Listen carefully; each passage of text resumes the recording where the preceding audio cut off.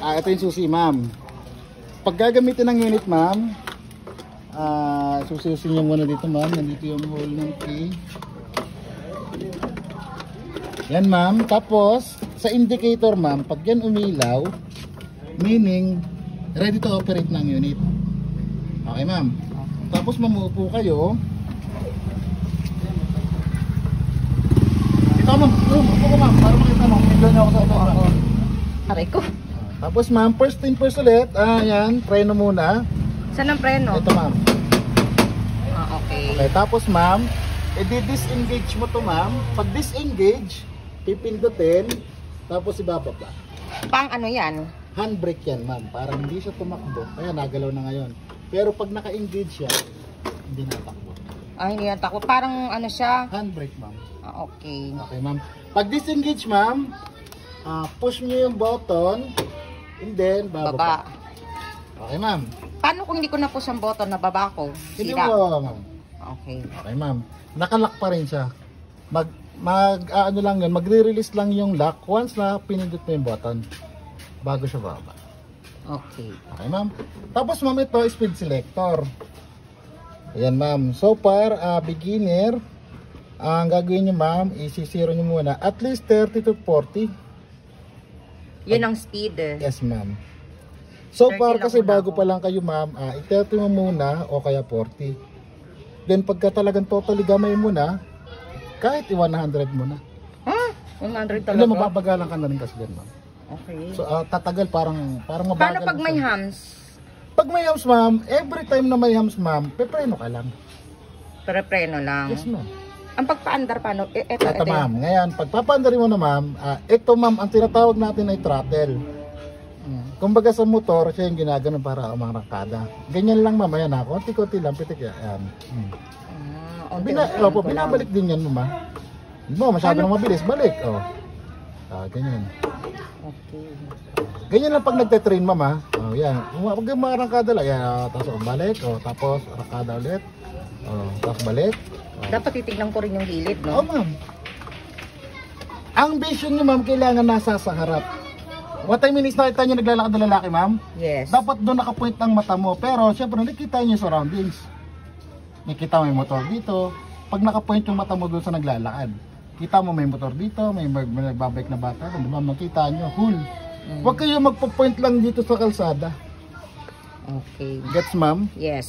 Wag lang yung ganyan ka lang nakatingin sa kalsada. Syempre, bigla may paparating, tatama ka. Kaya kailangan, ang vision mo, ma'am, wide, kita mo lahat. Hanggat maaari nga, ma'am, ang vision mo na doon sa Minsan kasi nakatingin ako lang sa baba. Ano yun, ma'am? Dapat ang vision mo, nakikita mo yung bahay na may puti tapos green yung bubong. Dapat ganyan ang vision mo, ma'am. Dapat ganyan ang vision mo. Ayan, nakikita mo yung mga bata natakbo.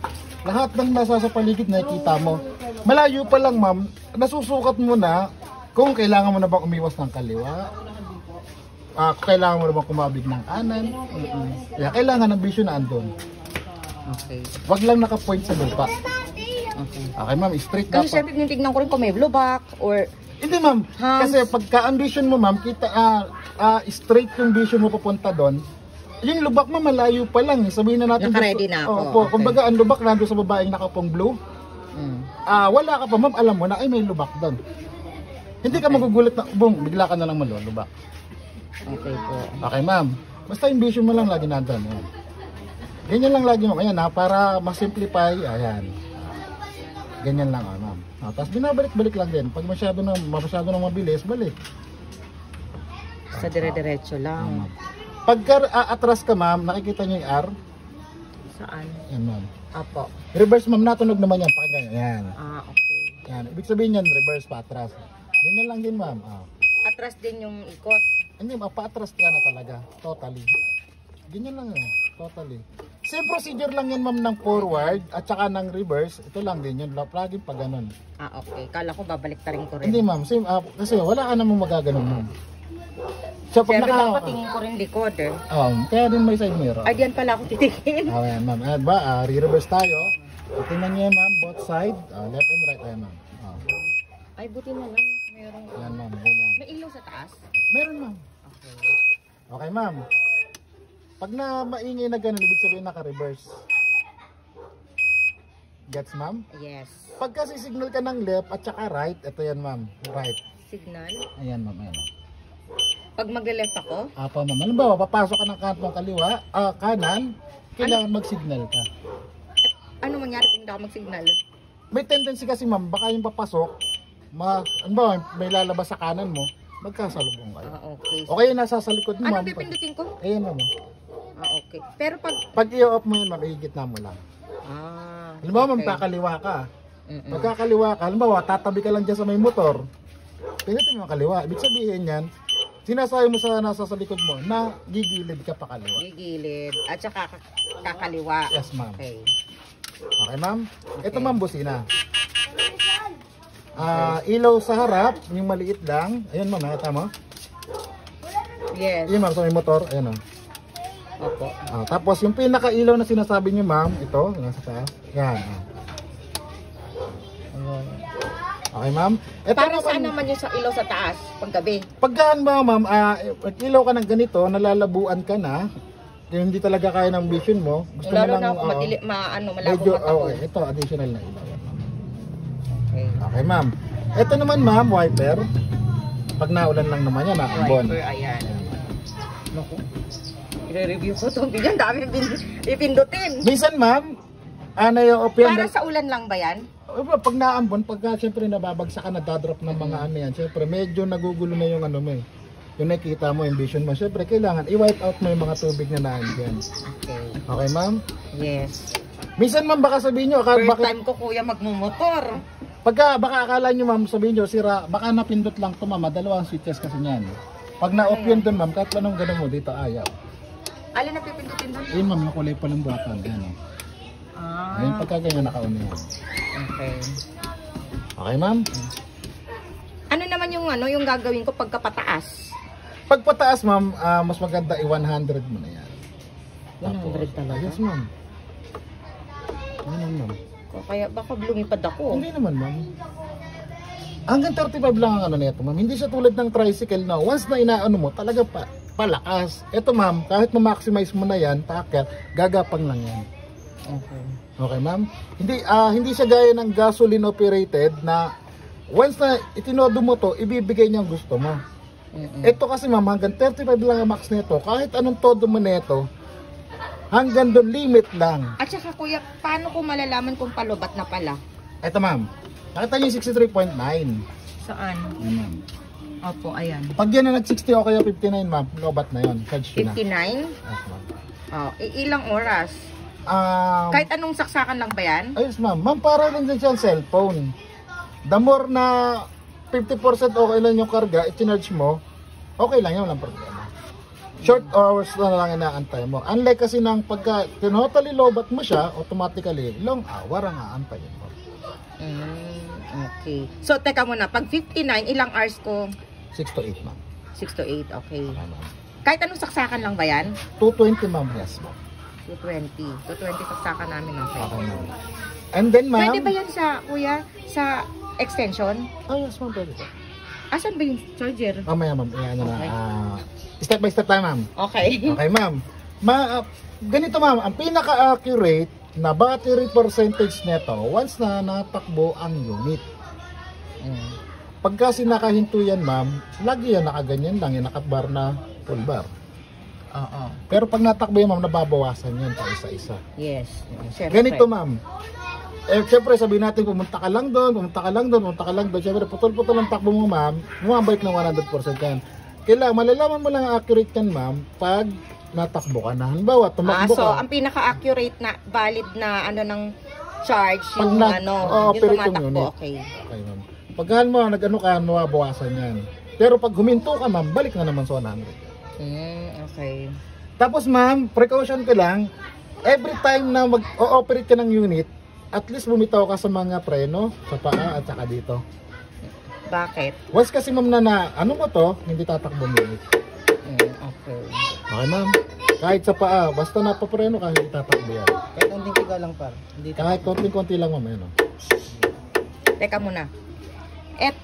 Paano kung sabay sila? Walang problema, ma'am. Parehas Walang lang yan. problema. Isang trabaho lang ang prenong yan. Ang mas maganda ma'am, pagka... Pero ano yung preno niyan? Okay siya. Oh ma'am. Yan ma'am.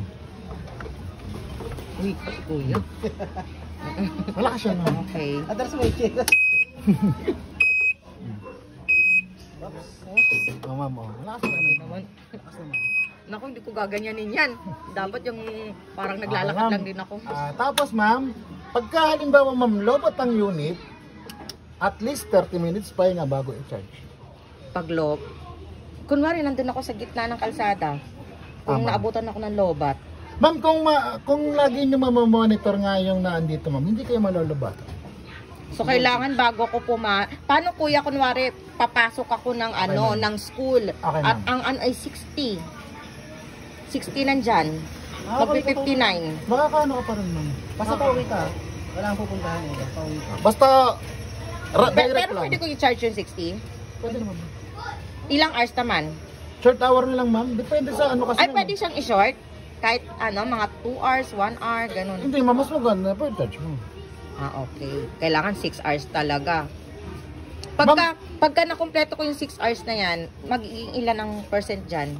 65 ma'am, something. Okay. Kala ko 100 eh. Ma'am, hindi tayo maabot ng 100. Buti sinabi mo, antayin ko talaga mag 100 yan. About naman sa charging ma'am, mamaya ano natin yan. Basta, para hindi kayo ma-shutdown sa kalsada bigla-biglaan, i-monitor nyo lang lagi ito pag natakbo ang unit. Okay. Huwag nyo i-monitor pag nakahinto. Siyempre, laging 100% yan.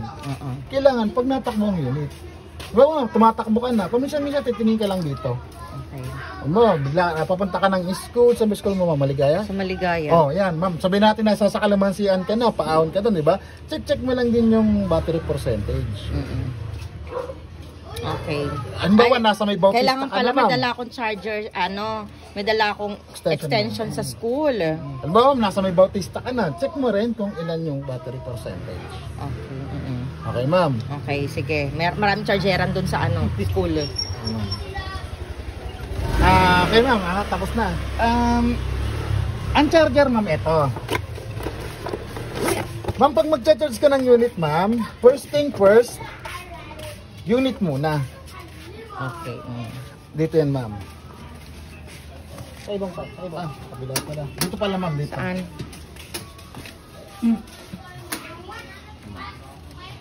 Ayan. Okay. Unahin mo yung unit, ma'am. Bago kuryente. Yes.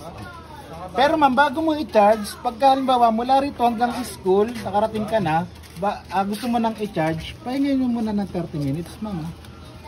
Bago ko I-charge. gamit. I-charge. Kasi ma'am, nainit yung battery pag natakbo.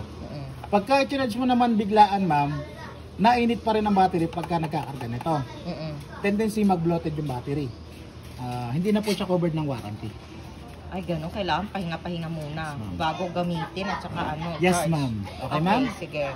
Ngayon, ma'am, pagka halimbawa, ma'am, I-review ko to. halimbawa, ma'am, di na nakasak na. Ganito ito ma'am mangyayari, ma'am. Pagka about sa charging, ma'am, dito kayo magre-rely. Dito, ma'am. Every ma'am, every percentage yan, ma'am, na-blink yan.